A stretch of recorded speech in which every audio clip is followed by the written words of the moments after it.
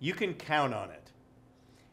The children of Israel were coming into the promised land. God had made them all kinds of promises about the land, about what they would face, the challenges that would be involved in the whole situation.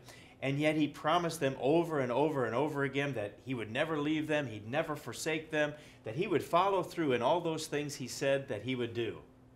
Well, we get to the end of the book of Joshua, and we find an interesting comment that Joshua himself makes. It's over in chapter 21. And in verse 45, Joshua reminds the people, just before his death, he says, "Not a word failed of any good thing which the Lord had spoken to the house of Israel. All came to pass." That is a phenomenal statement. Phenomenal statement that God didn't fail in any way to follow through. You know, is that a faith builder for us? I think it should be, because God's promised us much the same type of things that he promised to ancient Israel, except in a way taking it to the next level, taking it to a spiritual level, taking physical promises to eternal spiritual promises.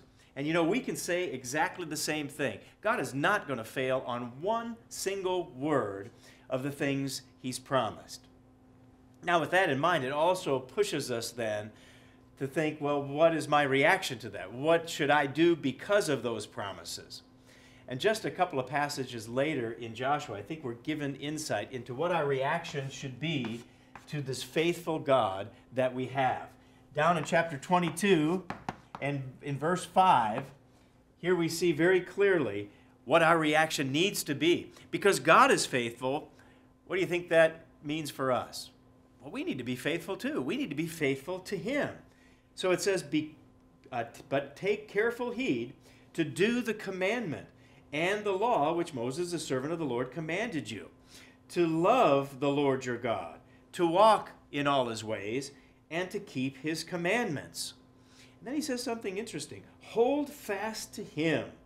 Serve him with all your heart and with all your soul. And so you see, loving God and honoring him has been there right from the very beginning.